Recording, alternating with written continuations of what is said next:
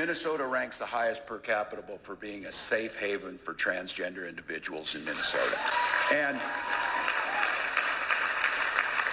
can I just say, we can talk about economic growth and feeding children and growing the economy and creating jobs simultaneously with talking about everybody's human rights matters, and we shouldn't be demonizing that. You can do both.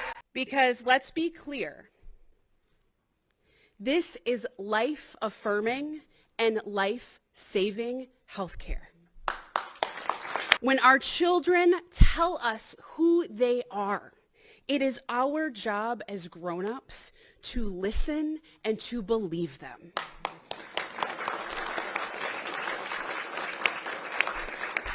I think if you defend something with a knife, like Jesus is king, he will be your savior, you would see it in a totally different way. So if I see you with the same message with a knife, maybe it is not the best message. But by saying it, I'm a white supremacist sometimes, especially if I'm white. I am directly in front of the entrance to the school on Garfield Avenue and West 54th, right off of Lindale. Okay. And I have seen children leave the school with bandages on their arm. One child left with a bandage on his arm, raced to his mother for an embrace. It's clearly a very serious situation. We will not speculate on any details. What we know now is what I'm seeing. And what I'm seeing is an active police scene outside of the school. And I've seen 2 children leave with bandages on their arm. There's tons of concerned neighbors over here.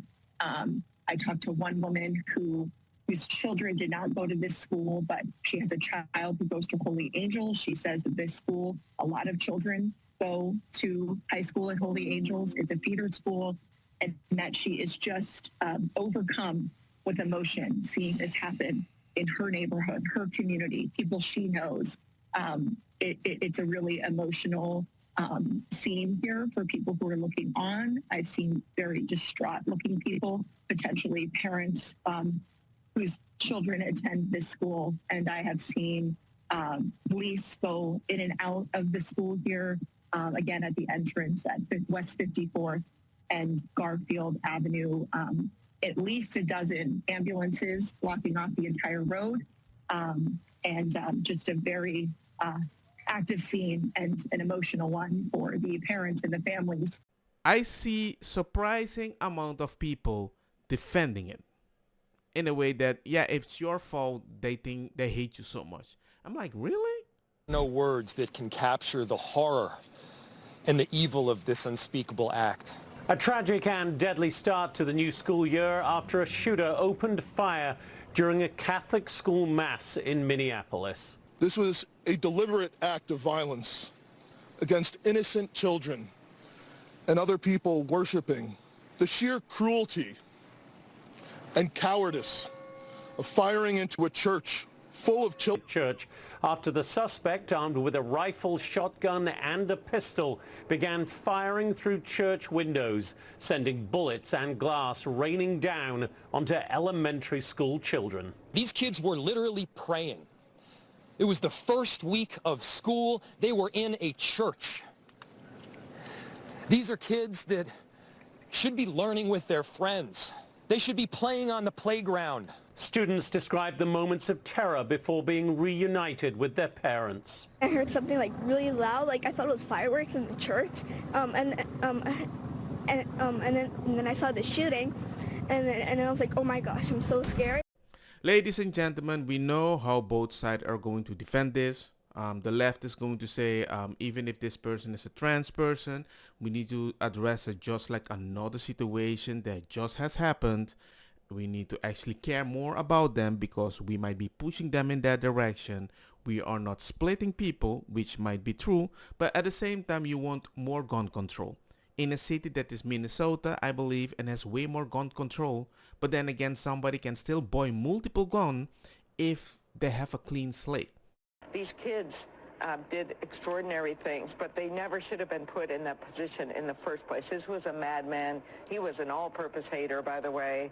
Hated groups left, right, you name it. There's no way to pin an ideology on this, and I think people should remember this as the facts come out about this manifesto.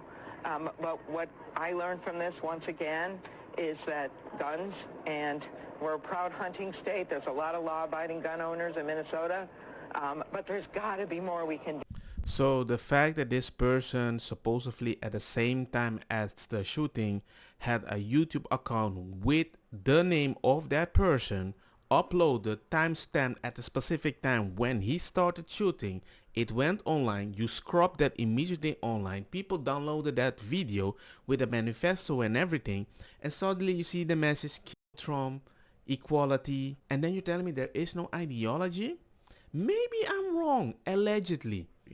But then on the other side, they're going to call out for, we need more guns everywhere. We need to defend ourselves. And that being trans is a mental illness. The suspect, 23-year-old Robin Westman, fired dozens of rounds from the three weapons. Investigators say they're looking at an apparent manifesto left by Westman. Court records from Dakota County, Minnesota show a then 17-year-old called Robert Westman was granted a name change to Robin in 2020, with the court writing, quote, minor child identifies as a female. While Homeland Security Secretary Kristi Noem posted on X saying in part, quote, this deeply sick murderer scrawled the words, for the children and where is your God, and kill Donald Trump on a rifle magazine. This level of violence is unthinkable. Ladies and gentlemen, not all trans people agree with this. Not all trans people believe this. It's just that when we try to call out one trans people in a community that might be hearing news that is very negative and repetitive and they have access to gun, if we can't call them out, there comes a point I would believe more people would say, hey, that means I'm right in my beliefs. And they may actually believe your message and they have access to gun and they might take matters in their own hands. I think that's an issue. And if you read the manifesto, you would actually believe me even more. Abby, because anytime that we play something from Stephen Miller, it would be journalistic integrity to point out that he is a white supremacist and he is the brainchild behind this policy. That's not my opinion, that's actual fact. And for him to purport lies from the Oval Office as a white supremacist, I don't know. it should be pointed out. Aspersions. It's reporting, Washington Wall Street Journal's own reporting. These were Minneapolis families. These were American families.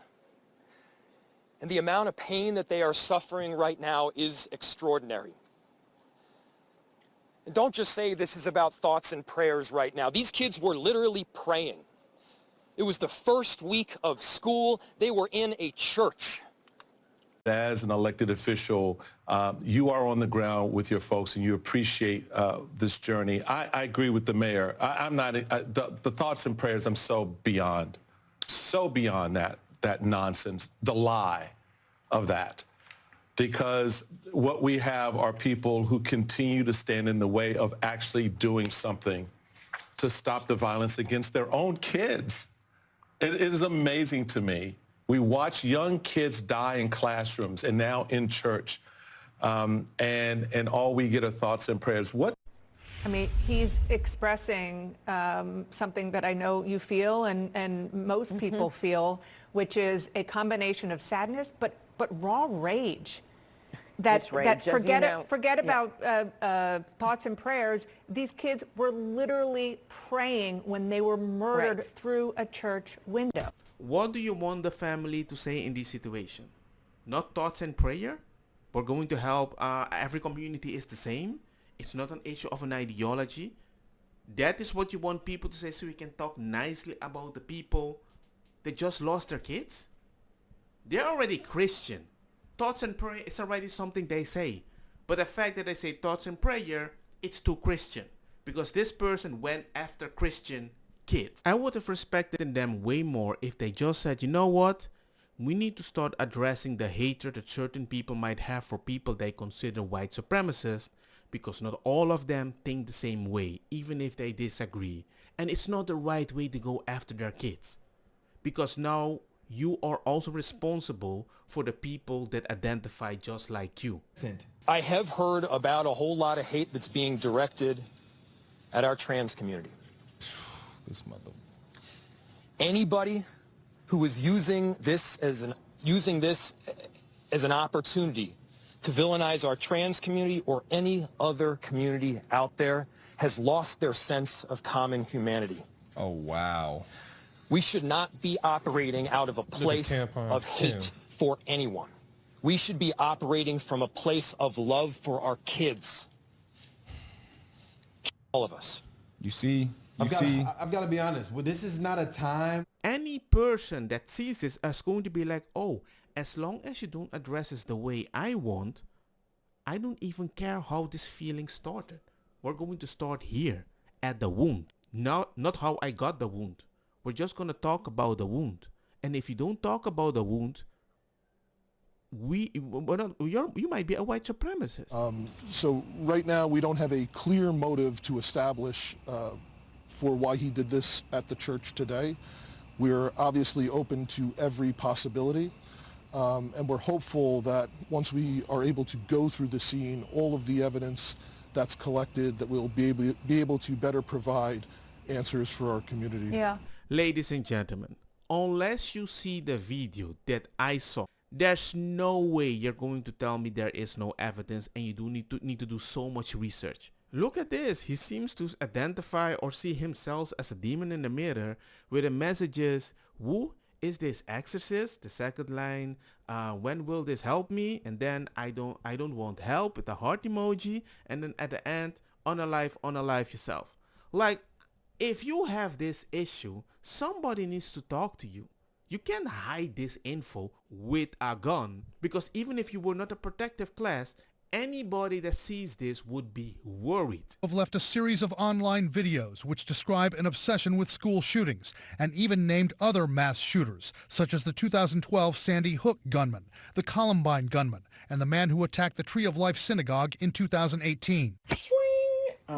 Here's my note to my family. The video also shows written statements and several guns painted with slurs. In another clip, the speaker simply reads aloud from a clothes dryer manual. Dryer safety.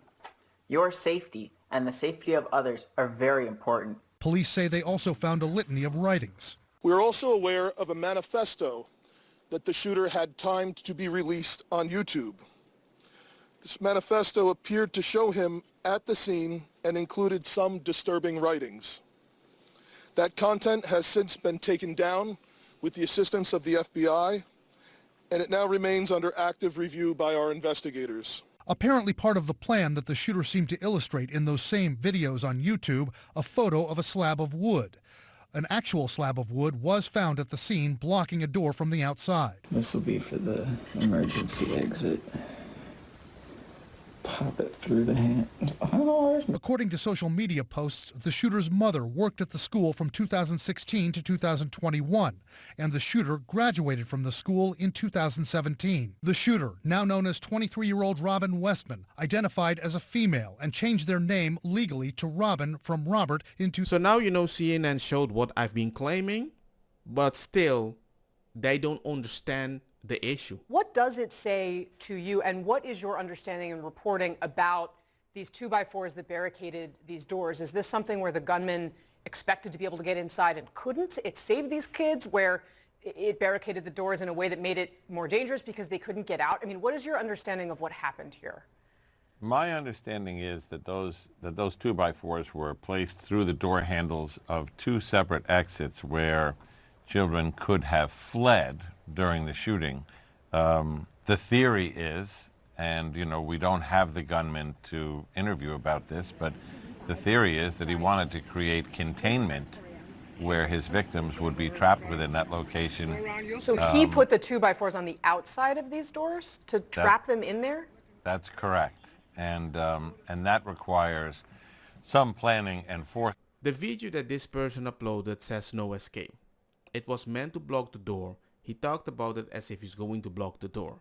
Why do you need a private investigator to tell you maybe he blocked the door? It makes no sense. He has a video. He has a manifesto what he was going to do. He had a clip. It says kill all persons. You still need somebody to explain to you what the heck he was going to do? If you really need to play defense because you're afraid this might vilify a community, I can understand that. But I can also understand that whoever might see this that might have the same mental issue, they will never feel responsible. They will just see somebody that understands me. Don't get me wrong, makosa kita bong. Put the fire na mi blonde kush hash purple skunk criollo colombici jam jam. Durlo que ta verdetta welcome.